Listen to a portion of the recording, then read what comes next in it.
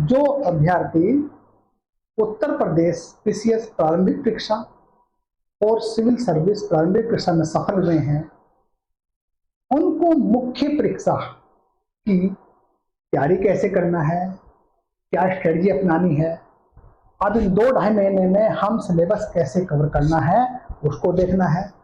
वैसे देखो, तैयारी तो बहुत से बच्चों की तो पहले ही हो चुकी है, फिर भी इस लास्ट टाइम में क्या करना है उसको देखिएगा आप जो है। अब देखिए, सबसे पहले तो हमारी जो है एक जो सिस्टमेटिक मुख्य परीक्षा की जो रणनीति है वो होता है समय प्रबंधन, यानी कि टाइम मैनेजमेंट। अब देखिए, सबसे पहले टाइम मैनेजमेंट इसलिए होता है क्योंकि मुख्य परीक्षा में लिखना ज्यादा होता है कि बहुत सारे बच्चों की देखो, कुछ की स्पीड बड़ी अच्छी होती है, किसकी स्पीड धीरे होती है, और हमें वो चीज लिखनी होती है जो हमें रिक्वायरमेंट होती है। अब देखिए, मतलब जो है इसमें अगर समय का प्रबंधन रहेगा तो ही हम जो है एक तरह से पूरा पेपर सोल्व कर पाएंगे और अपने लक्ष्य की ओर आगे बढ़ते जाएंगे।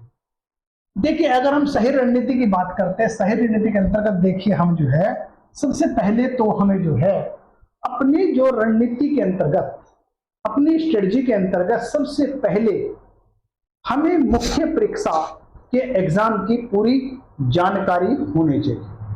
मतलब यह बहुत सारे बच्चे देखे हमने जो है पहले वो जो है प्रारंभिक परीक्षा की तैयारी करते रहते हैं, वो देखें जब प्रारंभिक परीक्षा पास हो जाएंगे उसके बाद मेंस को हम थोड़ा देखेंगे, जबकि थोड़ी सी रणनीति गलत है।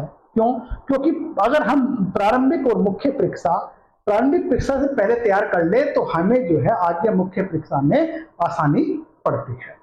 अब देखिए, इसी रणनीति के तहत अब देखिए सबसे पहले तो हमें एग्जाम की जानकारी होनी चाहिए, कितने पेपर होने हैं, कितने समय के होने हैं, कितने मार्क्स के होने हैं, ये तो खैर सभी को पता है। देखिए आप जो है, अब देखिए एग्जाम में आने वाला सिलेबस को गहनता से समझे और गहनता से उसको देखें। अब देखिए, मतलब जो पिछले सालों के जो पूर्व वर्षों के जो पेपर हैं उनको गहनता से पढ़ें और ध्यान से देखें, उनका एनालाइज करें आप जो है, और पूछे गए प्रश्नों को ध्यानता से अवलोकन भी करें आप जो है।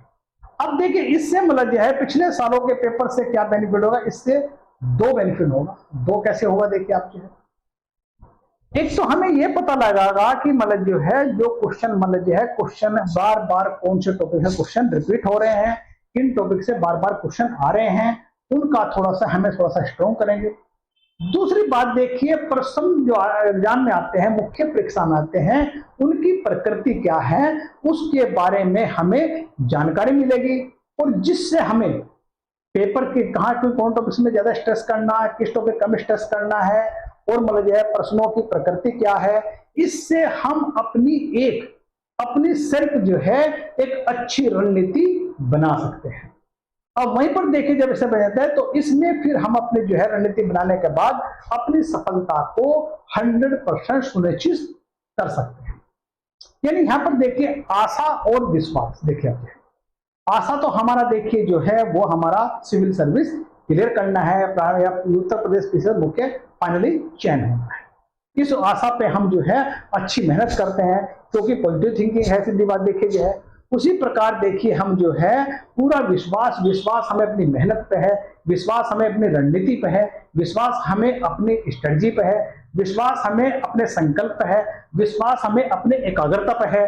तो इन चीजों पे सब पे विश्वास 100% करते हुए हम अपनी सफलता को सुनिश्चित कर जाते हैं। अब देखिए जो है मुख्य परीक्षा में देखिए आप अगर बात करते हैं उसमें यह नहीं जांचा जाता कि विषय में आपको कितनी जानकारी है, बल्कि मुख्य परीक्षा में यह देखा जाता है कि मतलब वो विषयों को ठीक तरह से विश्लेषण करने की आपकी क्षमता कितनी है, मतलब किसी विषय किसी टॉपिक को विश्लेषित करने की आपकी क्षमता कितनी है या समझ कितनी है। अब देखिए आप जो है मेंस जो और प्रारंभिक परीक्षा में 2 ही अंतर है। प्रारंभिक परीक्षा जहां पर फैक्ट बेस होता है, तथ्यात्मक होता है, वहीं पर आपको कितने तथ्य आते हैं, कितनी नॉलेज है, ये काउंट करता है प्रारंभिक परीक्षा। अब मुख्य परीक्षा में क्या है, इसको देखिए, ये जो फैक्ट हैं इनको हम फैक्चुअल कैसे बनाएंगे, यानी इन कंसेप्ट से आते हैं वो फैक्चुअल कैसे प्रेजेंट करेंगे और कैसे हम लिखेंगे। अब देखिए जो है लिखने को तो देखिए, जितने बच्चे प्रारंभिक परीक्षा में सभी में से लिखेंगे, क्या सभी पास हो जाएंगे? ऐसा नहीं है। पर देखिए मतलब जो बच्चा वही पास होगा जिसकी मतलब जो है एक लेखन शैली अच्छी होगी। अब लेखन शैली अच्छी कैसे होती है, प्रेजेंटेशन अच्छी कैसे होती है? देखिए अगर आप उत्तर में लेखन शैली अच्छी होगी, मतलब देखिए आप प्रेजेंट अच्छा करते हैं, तो देखिए आप कितने इंटेलिजेंट हैं या कितने विद्वान है, कितने होशियार है, मैटर ये नहीं करता है। मैटर ये करता है वो जो दिया गया समय है आपका, जो मुख्य परीक्षा एग्जाम दे रहे हैं, उन 3 घंटों में क्या प्रेजेंट करते हैं, क्या लिखते हैं। क्योंकि आप कितनी विद्वान है कितने, ये नहीं वहां परखा जाता, आप उन 3 घंटों में क्या प्रेजेंट करते हैं, इसी बेस पे आपका मूल्यांकन होता है और इसी आधार पर ही आपका चयन होता है। अब देखिए मतलब जो है, अब इससे क्या होगा, देखिए मतलब जो है, अगर आप किसी विषय में इतनी मेहनत की है, मैंने बताया आपको, मैंने रखा है कि उन 3 घंटों में क्या प्रेजेंट करते हैं जिससे आपका मार्क्स अच्छे मिले और मार्क्स अच्छे मिलने से आपका सिलेक्शन हो सके। देखिए इसमें सबसे पहले अहम जो है, मुख्य है, महत्वपूर्ण जो बात है वो है, आप सबसे पहले क्वालिटी पे ध्यान दो, क्वांटिटी पे मत ध्यान दो। मतलब समझिए आप जो है कोई भी टॉपिक को लिख लिख कर प्रैक्टिस करें आप, यानी कि अगर लिख लिख के प्रैक्टिस करते हैं, देखिए मतलब जो है तभी आपका बात बनेगी, अदरवाइज नहीं बनेगी। अब देखिए लिखने से क्या है, मतलब देखिए लिखने से आपको एक महारत हासिल